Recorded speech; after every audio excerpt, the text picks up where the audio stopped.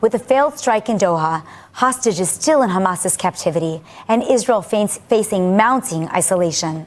The stakes are high for the Jewish state. Tonight we're asking, is Israel strengthening its hands or playing a dangerous game with its international credit?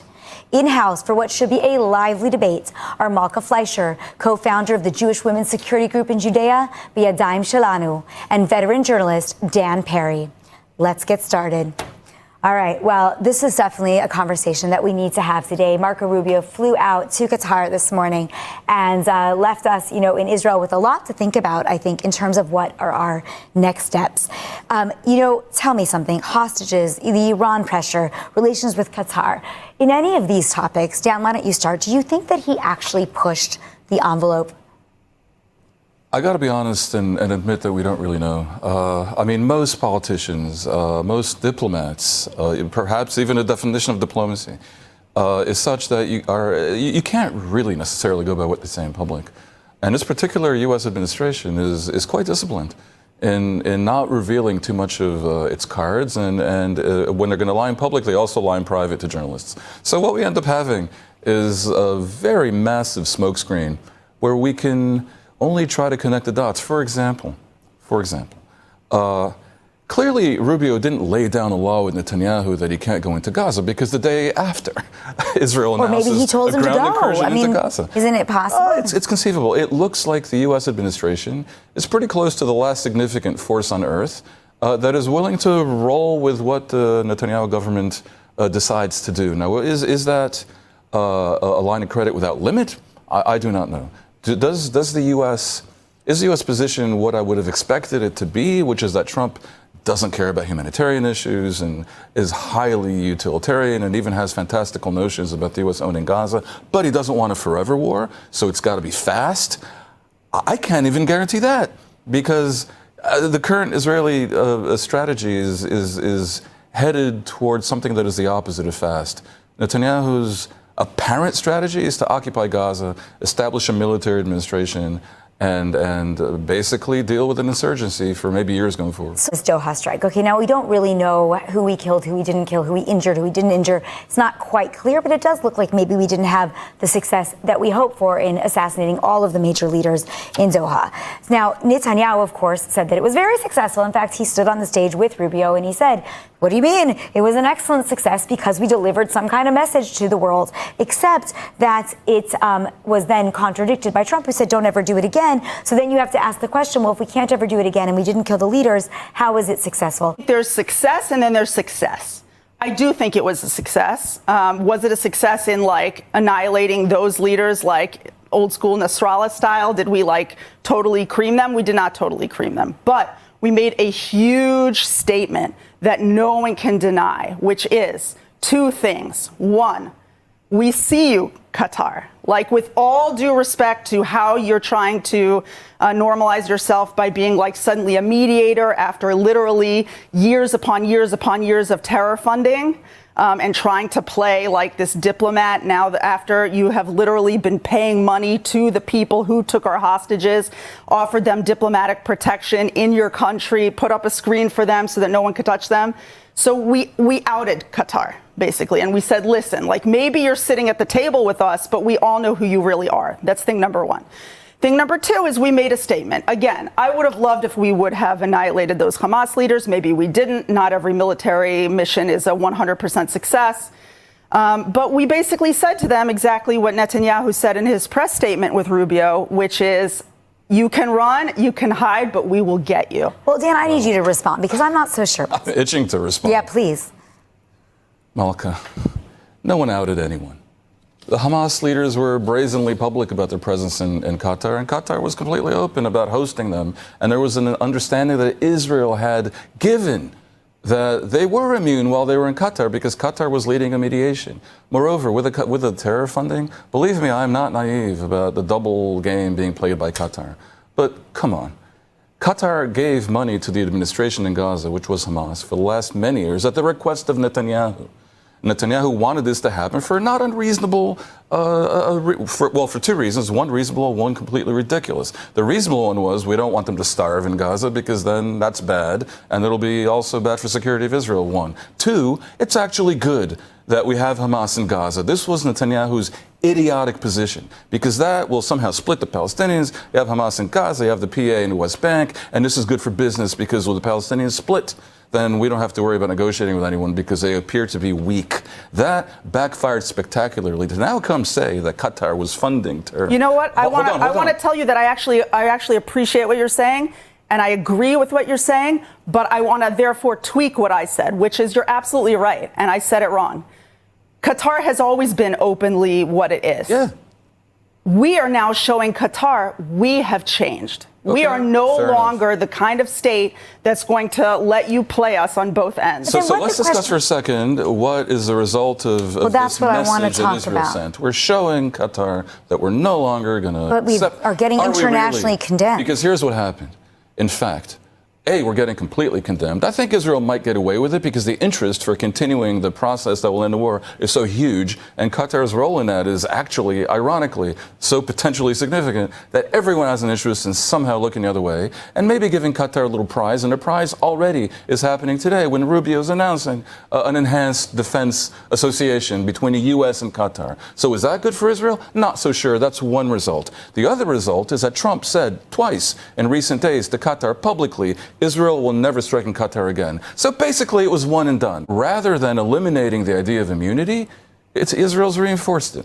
Because now the entire world community has put it on notice, including the Trump administration that will tolerate almost any Israeli skullduggery, has specifically said you'll never attack Qatar again. And I strongly doubt that Israel's going to attack in Turkey or in Egypt or anywhere else, because even though sometimes you get the feeling that there is no limit to the Netanyahu administration's cynicism and recklessness, I actually think there is a limit. I think it's like really interesting that you talk about recklessness when it's really the lack of action that has led us to the point that we are today. The fact that Netanyahu is finally taking action, like shocking action, like unprecedented action, is very refreshing for the Israeli people, and I think it's really sending a message. And I would like to say, like, regarding condemnation, you know, it's people from your camp who've been talking about condemnation for like the last 40 years that have squeezed us into this corner in which we feel we can't respond to terror threats. Now we're finally responding to terror threats, and yeah, it's very messy. We made ourselves a horrible bed, and now we have to clean it up, and I'm glad that we're finally doing it. You know, if we were sitting here worrying about condemnation, we would never get anything done. We would never have responded to Hamas. We would never have responded to Lebanon. We would never have responded to Syria. And we certainly wouldn't have responded to Iran. May I? You may. This black and white idea that they've only been doing little and now they're doing much, it isn't quite that binary. Israel's been doing a lot, a hell of a lot, for many, many years. Israel now may be going further in some cases, and some of it is wise. The world is complex. The Hezbollah operation I would have wanted to see many years ago. The Iran operation I would have wanted to see many years ago. Many things I would do more radically than the government. The war in Gaza specifically is a strategic cul-de-sac and a shocking case of idiocy. But we still have 48 hostages there. Hamas is not going to give them back. They're not going to surrender. They're not going to give them back at the negotiating table. You think they will? I know they will. Hamas generally, unlike democratic governments, sometimes speaks the truth in public. And it was clear from the beginning that Hamas's position from the beginning of the war was we'll return all the hostages in exchange for an end to the war. Then explain how when the last agreement came out where they said that 48 hostages come back on day one and we'd have a ceasefire and be done. Hamas said we can't find all the hostages. Hamas is on record saying to the extent that they can find all the hostages, and yes, there is some question about a few that might be held by Islamic Jihad or by gangs, but or buried under the rubble, sure. But to the extent that they can, Hamas's position is they will return the hostages in exchange for credible guarantees that the war ends and it will not attack the day after. Now, for a considerable part of this war, even people like me would not have given them that guarantee, because that gives them a victory narrative, and they're going to claim victory because, look, we're still standing. We're standing on top of smoldering ruins, but we're still standing, and that's a victory. And idiots all around the region would buy it, and it would strengthen jihadism, and I don't want that. But there comes a point where it flips. And you say, okay, enough is enough. At this point, there's diminishing returns. We have devastated Hamas's actual army. And what Israel's looking at now is an insurgency in an area that it occupies full of hostile civilians that is likely to last for many, many years. Rubio says he gets that. I'm not surprised. The U.S. tried for a decade. Dan, they hold just finish. claimed. For a decade, the U.S. failed to suppress the Iraqi insurgency that exists to this day in the form of the Shiite militias in Iraq. And the U.S. completely failed to suppress the insurgency in Afghanistan for 20 years. Israel doesn't want to enter that paradigm. There are other ways to get Hamas to step aside, given the degree to which it has been diminished, given the pressure that will be coming at them internally once reconstruction of Gaza is conditioned on them taking the next step and not only handing the keys to the PA, which they've agreed to do, but also handing their weapons. It's going to be tough. There's going to be tremendous pressure that needs to be applied. But at this point, the military pressure has, as I said, diminishing returns. The result is going to be, the army has said, at least 100 and possibly hundreds of soldiers dead, the sacrificing of the remaining 20 or so living hostages, and an expensive and messy years-long occupation of a hostile population that will see Israel increasingly isolated in the world. I know many viewers want to support the government no matter what. It makes you feel patriotic. This particular case is idiocy, and that's why, and this is my last point, Malka, the people of Israel aren't impressed and happy. About 75% want to end the war now. And that includes the security establishment in Israel. That includes the nobody likes to end a war. Everybody wants to end a war, but that's not how war is. They would end the war now. You can't look at a war and go, I'm tired. We got to end this war. They would do that. Just a few days ago, Jews were murdered in Jerusalem, and you're talking to me about believing Hamas, you think the war believing is the words that they say, and like, oh, they'll give us the hostages if we just give them the pragmatic solution forward. It's like Israel controls Jerusalem, right? Do you think Israel's stupid actions in Gaza that are bringing international isolation to a country that needs the world because it's export-oriented? Before this, we were big. Part of the strategic stupidity of the current situation is this arrogant indifference to the entirety of world opinion.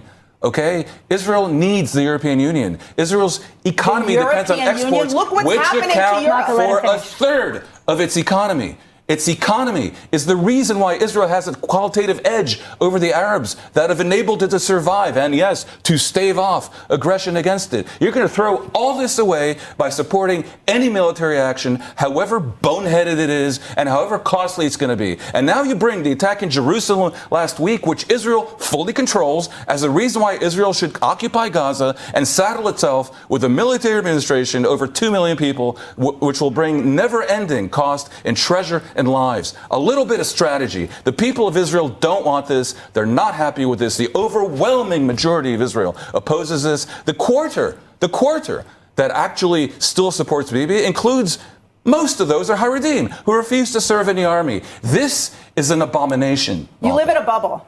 You don't understand what people are feeling. The people of Israel are ready to fight until success. Does it happen to be that our policy in Gaza is unclear to the people? And does it happen to be that I myself and you yourself do not know what the end goals are of this administration? Well, I think Netanyahu gave us a 5-point plan. Okay, we don't understand yet where this is really headed. But it happens to be that we have not taken full control over this. May I make a prediction? And the terror organizations understand that there's division in the country, and every time that happens, they exploit it. The fact that you talk about Haredim, the people of Israel have showed up overwhelmingly for Miluim and have showed up for army service, and the fact that you would bring that in is so ridiculous. Really? What does that have to do with anything? You think that the Haredim are the only people who support this war? The tiny minority that continues to support the war refuse to fight in the war. May I make a prediction? You may each make one prediction. We have 2 minutes left, so with 30 seconds, Dan, and also you with 30 seconds. The next election is held October 2026. 2026. Netanyahu knows he can't go to elections continuing the war. Therefore, at some optimal point, just before those elections, he will declare what I'm declaring now. Israel has done all that it can do.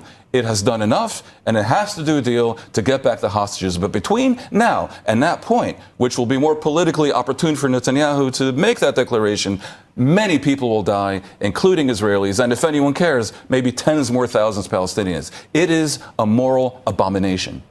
Malka responds. Final comments. The vast majority of people who hold Dan's opinions in Israel today are his age and older. The people of Israel, the younger generation, is more and more right-wing, more and more army serving, more and more ready to take control over Judea and Samaria, more and more ready to stand strong in the Middle East as a strong regional force. And my prediction is that we will continue along a bumpy ride, because that's how it is for the Jewish people. We continue on a bumpy ride, but that we will continue to head in the right direction as Israel continues to make the realizations that it cannot be the old country that's victimized all the time, but instead it has to be a leader in this region and in the world. Every single poll says otherwise, without exception. And I'm talking about 75% of the people that agree with me on the issue of the continuation of the war.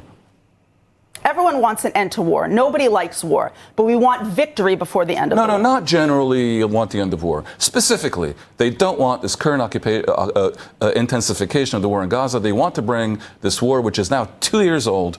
And I remind you that Netanyahu said in early 2024 that we are a step away from victory, but it wasn't opportune for him politically to actually end the war then, because his coalition would have fallen apart. That's very I'm not going to be able to allow you to respond. Unfortunately, I'm not the cynic Netanyahu is. Unfortunately, we are at the end of the time that we have today. This just went by so fast, and there is so much more that we need to debate.